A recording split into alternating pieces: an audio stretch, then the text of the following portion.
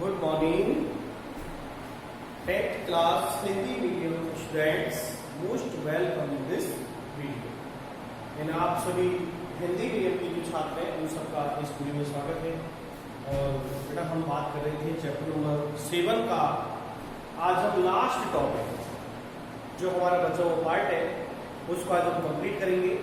तो देखिए last video में हम बात कर रहे थे बेटा परमाणु त्रिज्या के प्रकार, जिसमें आपने पढ़ा था सहसंयोजक त्रिज्या और वान डेर वाल त्रिज्या। सहसंयोजक त्रिज्या मतलब कोई ऐसा अणु है, तत्व है जिसके अंदर सहसंयोजक बंध द्वारा परमाणु जुड़े हुए हैं। किसी अणु में सहसंयोजक बंध से परमाणु जुड़े हुए हैं तो उन दो परमाणुओं के नाभिकों के बीच की दूरी का आधार तो कहलाता है सहसंयोजक त्रिज्या। ठीक है, जिसे व्यक्त करते हैं हम किससे? RC से, कोवेलेंट रेडियस। और वान डेर वाल त्रिज्या में आपने पढ़ा कि कोई ठोस अणु है और उस अणु के जो परमाणु है वो अनाबंधित हैं, आपस में बंधे हुए नहीं है, लेकिन वो निकट स्थित है। किसी अणु में निकट स्थित परमाणु अनाबंधित बंधे हुए नहीं है। उन दोनों परमाणुओं के नाभिकों के बीच की दूरी का आधार वान डेर वाल त्रिज्या। यदि हम बात करें वान डेर वाल त्रिज्या और सहसंयोजक त्रिज्या से तुलना करें तो वान डेर वाल त्रिज्या हमेशा सहसंयोजक त्रिज्या से अधिक होगी। यानी ये कहेंगे कि वान डेर वाल, कल का जो आपने टोटल किया था वहीं से आप उसको लिख लेना एक लाइन और, कि वान डेर वाल त्रिज्या का मान हमेशा सहसंयोजक त्रिज्या से अधिक होता है। वान डेर वाल त्रिज्या का मान हमेशा सहसंयोजक त्रिज्या से अधिक होता है। RW is greater than RC। Van der वाल radius is greater than covalent radius. हमेशा वान डेर वाल त्रिज्या की वैल्यू सहसंयोजक त्रिज्या से अधिक होती है। कल आप ये समझ चुके थे कि ये दो परमाणु है जो सहसंयोजक बंध द्वारा जुड़े हुए हैं। इसका नाभिक यहाँ है, इसका नाभिक यहाँ है। यदि दोनों नाभिकों की दूरी को हम मिलाएं तो ये दूरी होगी टोटल। अब इसकी यदि सहसंयोजक त्रिज्या निकालनी है तो इन दोनों नाभिकों के बीच की दूरी है। ठीक है, ये जो दूरी है ये कहलाएगी सहसंयोजक त्रिज्या। ठीक है, अब यदि मान लीजिए इस परमाणु से यदि कोई परमाणु अटैच है, अनाबंधित है, बिल्कुल पास में है, तो इस परमाणु का नाभिक, इसका नाभिक, ठीक है, तो इनकी जो दूरी होगी, या एक और बना देता हूं दूसरा,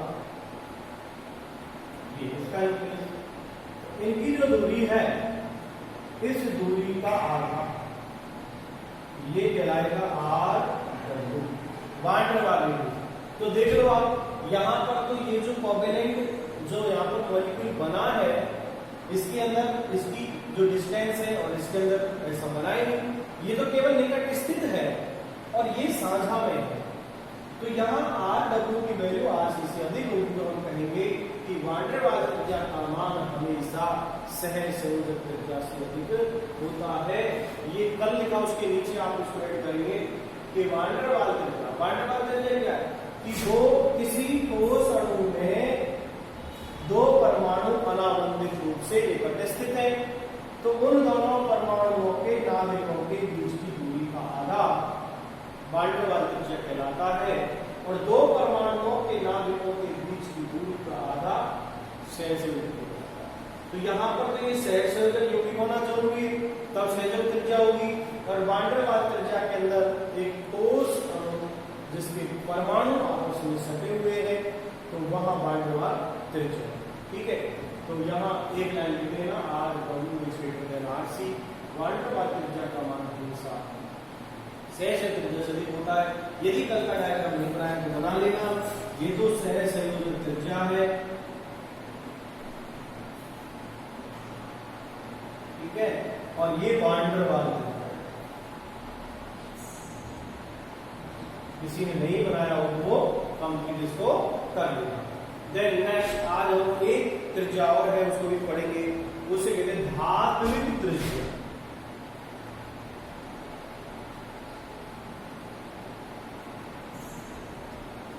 धात्विक त्रिज्या, इसकी परिभाषा लिख लें बेटा।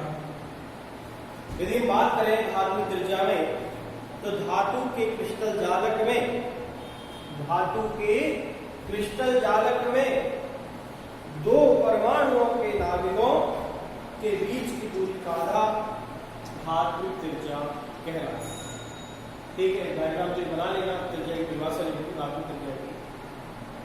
धातु के क्रिस्टल जालक में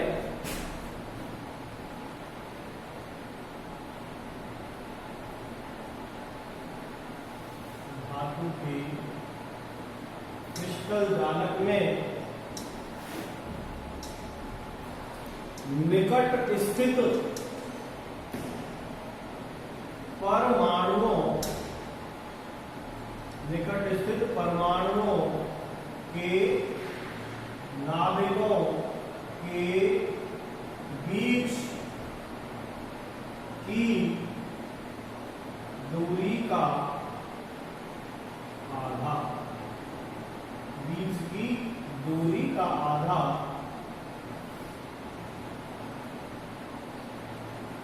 धात्विक त्रिज्या कहलाती है। धातु के क्रिस्टल जालक में निकट स्थित परमाणुओं के नाभिकों के बीच की दूरी का आधा धात्विक त्रिज्या कहलाती है। तो धात्विक त्रिज्या में धातु का क्रिस्टल जालक होना चाहिए।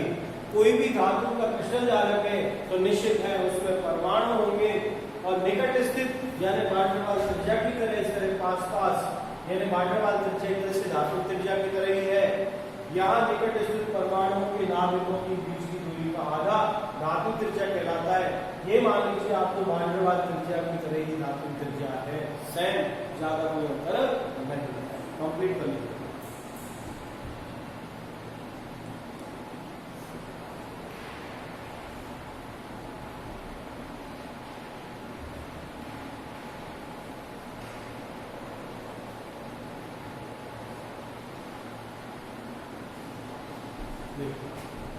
अब धात्विक प्रवृत्ति होती क्या है?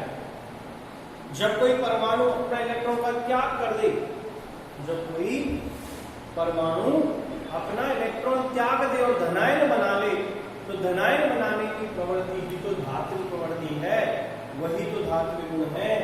किसी तत्व के परमाणु द्वारा इलेक्ट्रॉन त्याग कर धनायन बनाने की प्रवृत्ति उसका धात्विक गुण कहलाता है। तो नेक्स्ट आप परिभाषा लिख लेंगे, धात्विक गुण। परिभाषा लिख लेना धात्विक गुण की। किसी तत्व के परमाणु द्वारा, किसी तत्व के परमाणु द्वारा इलेक्ट्रॉन त्याग कर, परमाणु द्वारा इलेक्ट्रॉन त्याग कर धनायन बनाने की प्रवृत्ति, धनायन बनाने की प्रवृत्ति उसका धात्विक गुण कहलाती है।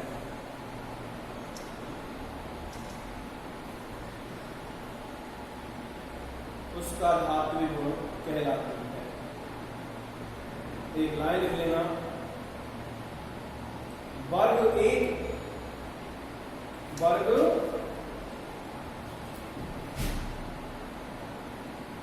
वर्ग 1 के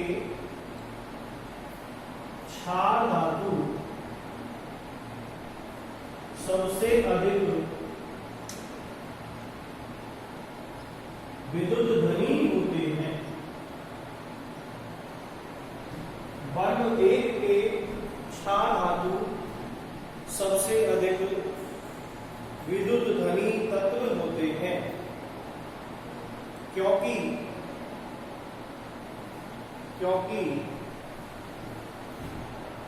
ये सरलता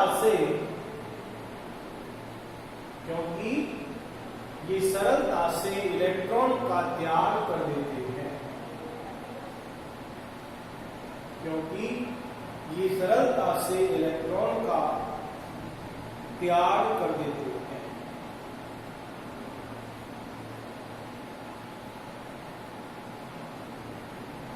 और ये ही सर्वाधिक धात्विक गुण रखते हैं। और ये ही सर्वाधिक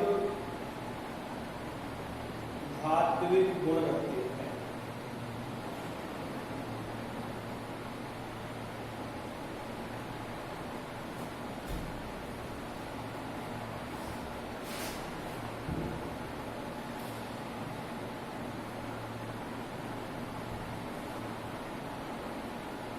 नेक्स्ट, अब हम ये तो बात है धात्विक गुण की कि परमाणु द्वारा इलेक्ट्रॉन त्याग कर धनायन बनाएंगे, और धनायन बनाने की प्रवृत्ति कहलाती है विद्युत धनी तत्व। अब हम बात करेंगे अधात्विक गुण। अधात्विक गुण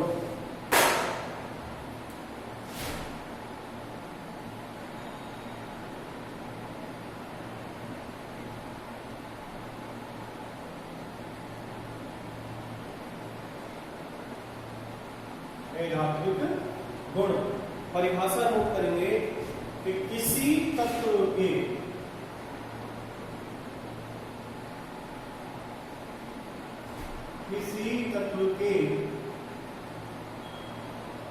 परमाणु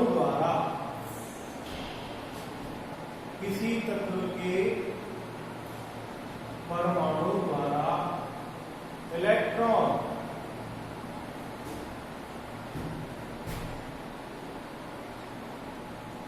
किसी तत्व के परमाणु द्वारा इलेक्ट्रॉन ग्रहण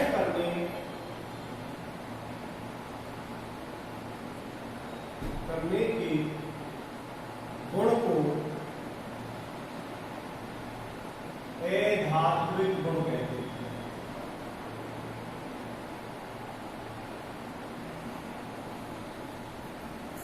किसी तत्व के परमाणु द्वारा इलेक्ट्रॉन ग्रहण करने के गुण को अधात्विक गुण कहते हैं। इलेक्ट्रॉन ग्रहण करने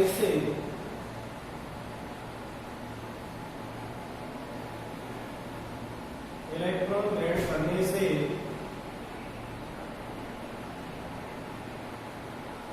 ऋणायन का निर्माण होता है। इलेक्ट्रॉन ग्रहण करने से ऋणायन का निर्माण होता है। उदाहरण लिख लेना। देखो, आवर्त सारणी का जो वर्ग नंबर 17 है, वर्ग 17 के तत्व, वर्ग 17 के तत्व अधात्विक गुण, वर्ग 17 के तत्व अधात्विक गुण दर्शाते हैं।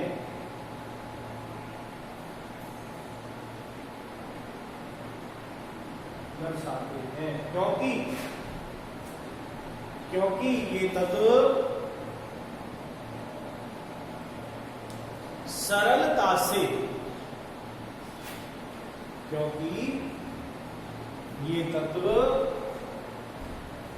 सरलता से,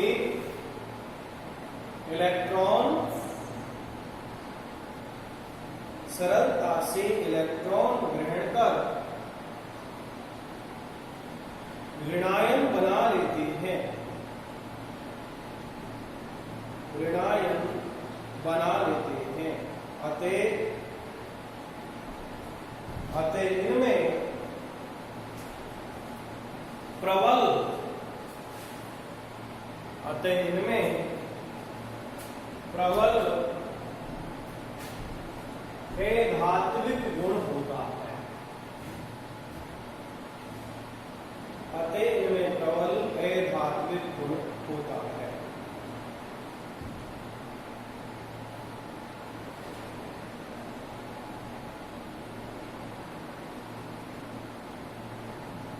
तो एक लाइन और नीचे ऐड कर लेना कि धातुएं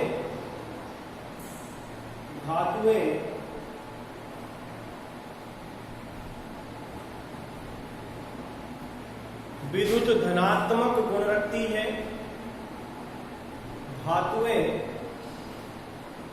विद्युत धनात्मक गुण रखती है, अर्थात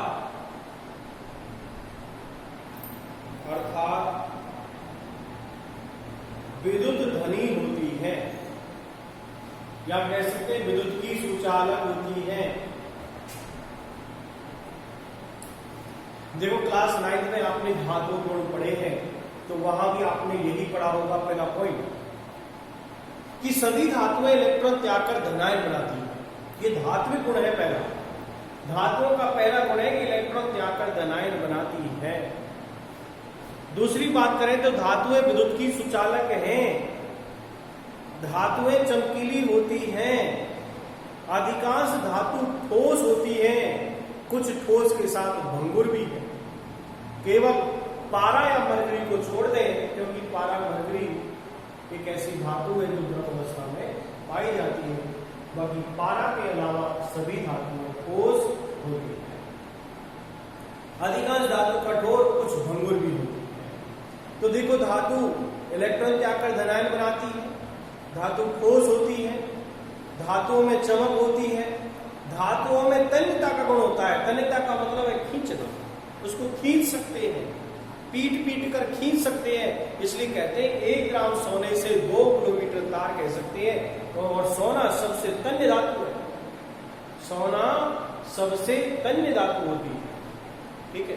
और धातुओं में आघात वर्धनीय गुण होता है कि धातु को पीट कर चपटा करके उसकी चादर है, ठीक है।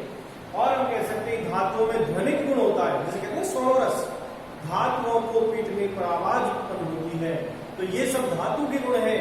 और जिनमें ये गुण नहीं होते वो सब धातु है।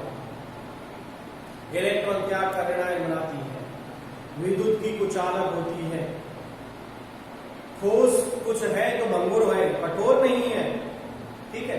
ध्वनि के गुण नहीं होता, तन्यता का गुण नहीं होता, आघात वर्धनीयता का गुण नहीं होता। ऐसे गुणों को प्रदर्शित करने वाले तत्व होते हैं अधातु, और जो धात्विक गुण दर्शाने वाले होते हैं धातु।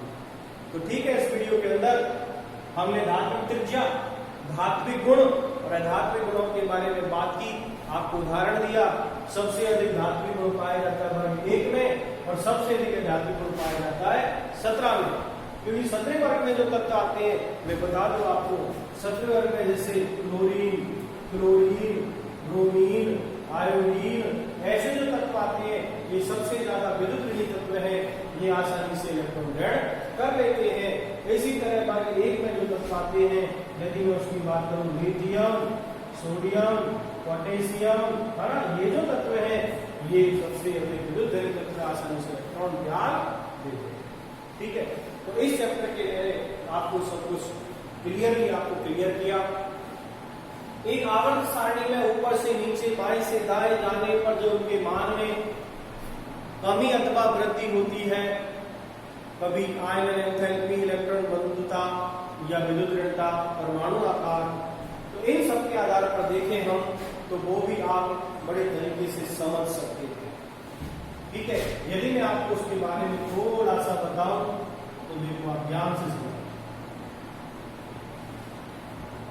लास्ट टॉपिक है केवल समझाने के लिए बता रहा हूं, बाकी पहले में सब कुछ पढ़ा चुका। देखिए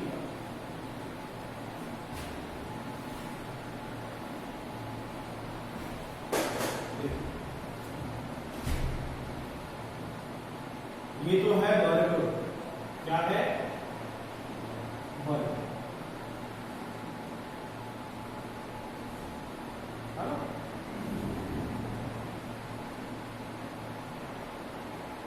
वैसे ही बता रहा हूं, एक अनुमान है कि ठीक है।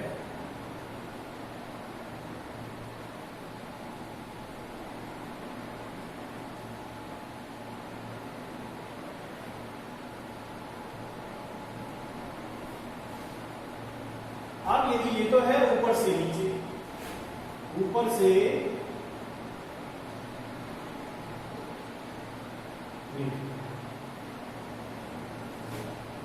और ये है बाएं से, ठीक है, यानी ये तो है वर्ग, क्या कहेंगे इनको वर्ग, और इन्हें कहेंगे आवर्त। और यदि मैं बात करूं ऊपर से नीचे, तो जैसे जैसे हम ऊपर से नीचे आएंगे परमाणु आकार बढ़ेगा, ठीक है, ऊपर से नीचे आने पर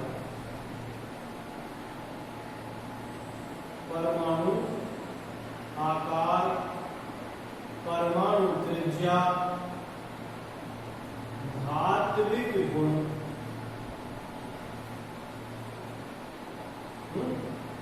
बढ़ते हैं, ठीक है। जब भी हम ऊपर से नीचे आएंगे परमाणु का आकार बढ़ेगा, धात्विक गुण बढ़ेगा, ठीक है। लेकिन जब ऊपर से नीचे आते हैं तो प्रभावी नाभ की आवेश कम होता है, आयरन एंथैल्पी का मान कम होता है, इलेक्ट्रॉन लब्धि एंथैल्पी कम होती है, विद्युत भी कम होती है।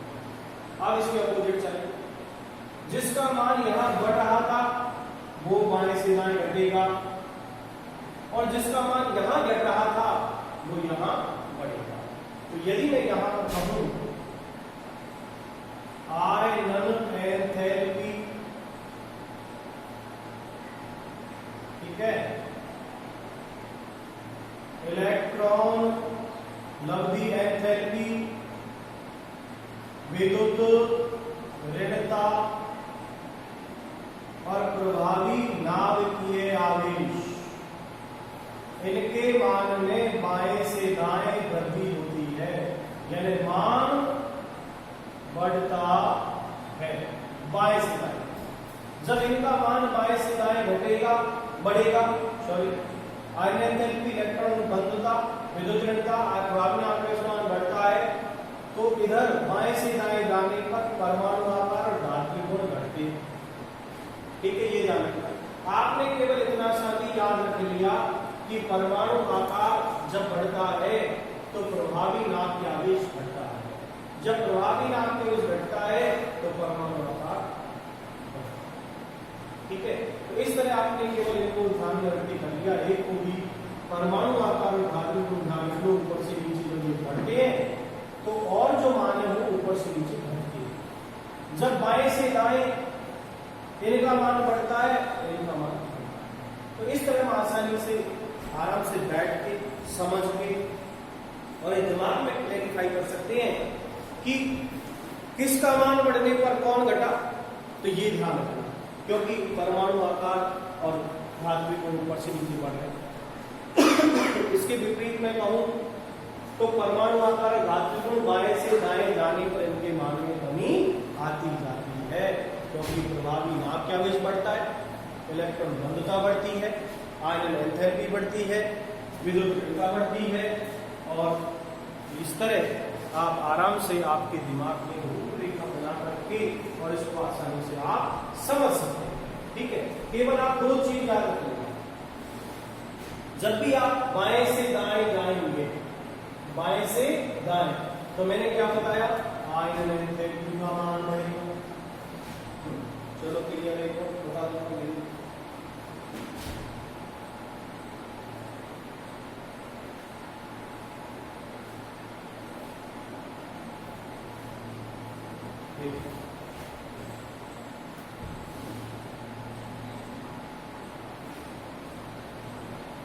बाएं से दाएं जाने पर आयन एंथैल्पी का मान बढ़ता है, इलेक्ट्रॉन लब्धि एंथैल्पी का मान बढ़ता है, विद्युत ऋणता का मान बढ़ता है और धात्विक गुण भी बढ़ते हैं। ये तो बाएं से है, ठीक है। अब घटेगा कौन? परमाणु आकार घटेगा और धात्विक गुण घटेगा बाएं से दाएं। अब ऊपर से नीचे परमाणु आकार बढ़ता है, धात्विक गुण बढ़ते हैं, ठीक है। और इनका मान कहें ऊपर से नीचे, अब देखो जो इधर बढ़ रहे थे वो घटेंगे। वर्ग में ऊपर से नीचे जाने पर आयनन एंथैल्पी, इलेक्ट्रॉन लब्धि एंथैल्पी, विद्युत ऋणता, धात्विक गुण घटते। क्यों घटते? उसका मैं कारण बढ़ा चुका। परमाणु आकार का मान बढ़ने पर प्रभावी नाभिकीय आवेश का मान कम हो जाता है, आकर्षण कम हो जाता है, इसलिए परमाणु आकार बढ़ता है, ठीक है। तो यहाँ इस चैप्टर के अंदर मैं आपको लगभग कंप्लीट पढ़ा चुका हूँ और शायद मैंने धातु का टॉपिक भी आपको पढ़ा दिया क्लियर, कहीं छोड़ा नहीं है।